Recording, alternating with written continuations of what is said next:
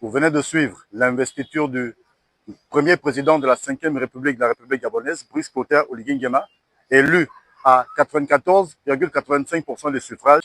Une cérémonie riche en couleurs, commencée le matin avec l'arrivée des différentes délégations, des chefs d'État qui étaient attendus au nombre notamment de 16, parmi lesquels Diomaye Faye du Sénégal, Théodore Obiang Mazuru de Guinée équatoriale, Denis Sassou Nguesso du Congo-Brazzaville, Félix Tshisekedi de la RDC, dont les retrouvailles ont été d'un genre particulier avec Paul Kagame du Rwanda, du fait de la rébellion à l'est de la République démocratique du Congo, rébellion menée par le M23, appuyée par le Rwanda de Paul Kagame.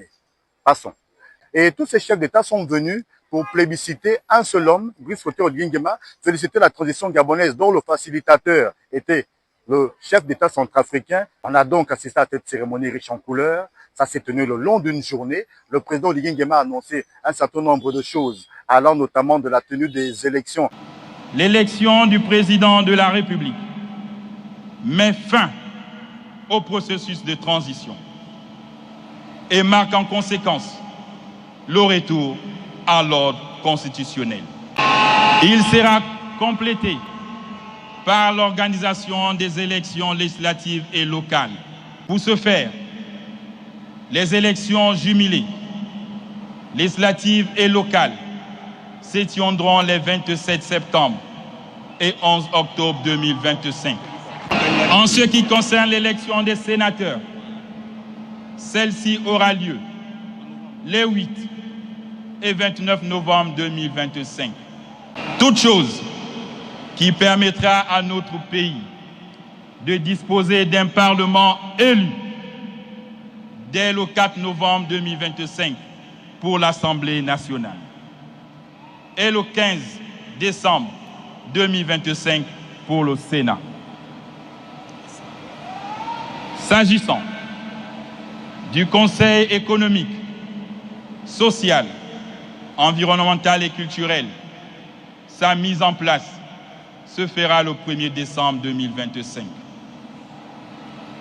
Enfin, les juges constitutionnels désignés le 19 décembre prêteront serment le 23 décembre 2025. Oligui Nguema a annoncé un certain nombre de mesures fortes, parmi lesquelles le durcissement de la législation en matière de lutte contre la corruption et le détournement des fonds publics. En matière de justice, les Saintes Écritures nous enseignent que c'est la justice qui élève une nation. La 5e République, que nous appelons de tous nos voeux, pose l'exigence de mettre fin à l'impunité, à la corruption, à la cupidité, au laxisme et à la paresse. L'administration doit être performante. Chaque citoyen, dépositaire de l'autorité de droit, doit remplir sa mission dans le respect des lois et règlements en vigueur, afin d'installer un véritable état de droit. Parlant de l'employabilité des jeunes, il a annoncé des mesures fortes parlant du social, de la santé, de l'éducation, accélérer la transformation du pays en dotant le pays d'infrastructures routières, hôtelières, des infrastructures même au niveau des aéroports et un certain nombre de choses, des logements sociaux. Il a annoncé toutes ces choses-là. Il a dit vouloir aller vite pour faire vite et bien, pour rendre aux Gabonais leur dignité. Sur le plan social, je reste conscient que les attentes sont nombreuses. La santé, l'éducation, l'accès à l'eau et à l'énergie, le logement, la vie chère, la précarité des emplois, la sécurité sont au cœur de mes préoccupations.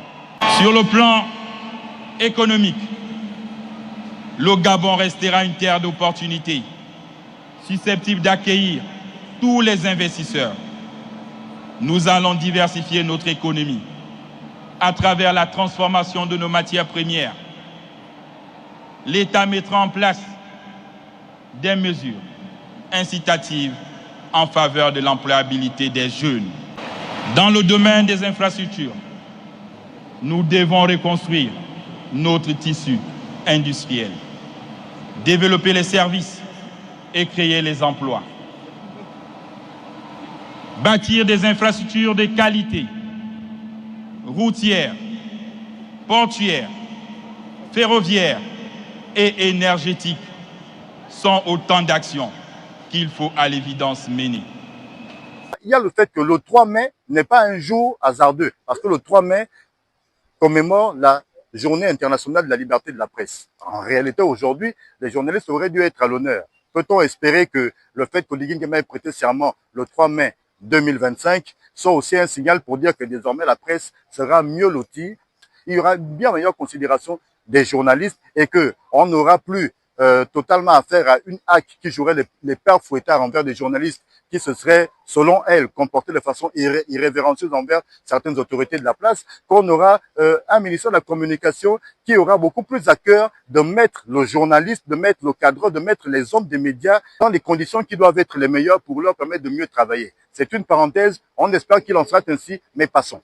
Toutes les instances internationales ont été représentées, de l'ONU en passant par l'Union africaine, la francophonie, le Commonwealth, la CIAC, la CEMAC, tout le monde était présent parce que ce jour du 3 mai 2025, le Gabon est devenu l'épicentre du monde. Un ballet diplomatique, le stade d'Angondje n'a pas été plein.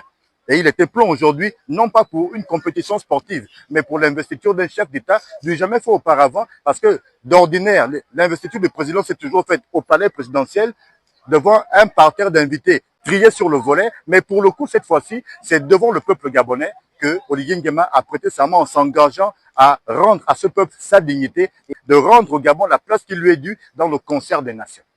Excellences, Mesdames et Messieurs, les chefs d'État et de gouvernement, j'ai saisi la présente circonstance pour affirmer la détermination du Gabon à faire entendre sa voix dans le concert des nations et à renforcer sa place sur la scène internationale.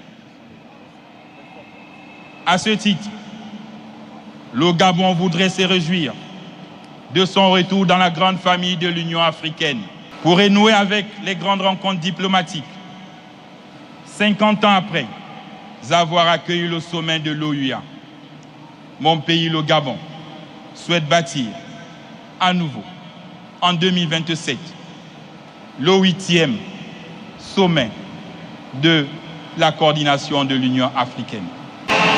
De plus, nous formulons le vœu d'abriter en 2030 le 22e sommet de la francophonie, ici à Libreville.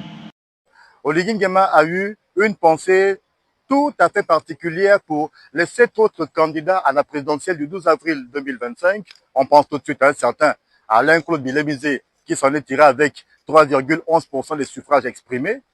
Ce qu'il a dit à l'entame de son mot circonstanciel dans son discours d'investiture, c'est qu'il ne se considère pas comme le vainqueur d'une élection, il ne considère pas avoir gagné contre X ou Y, et il considère avoir été choisi pour rendre au peuple gabonais sa dignité. C'était donc Marquis Edouard Nzoué depuis le stade d'Angondje. Très bien, on avance.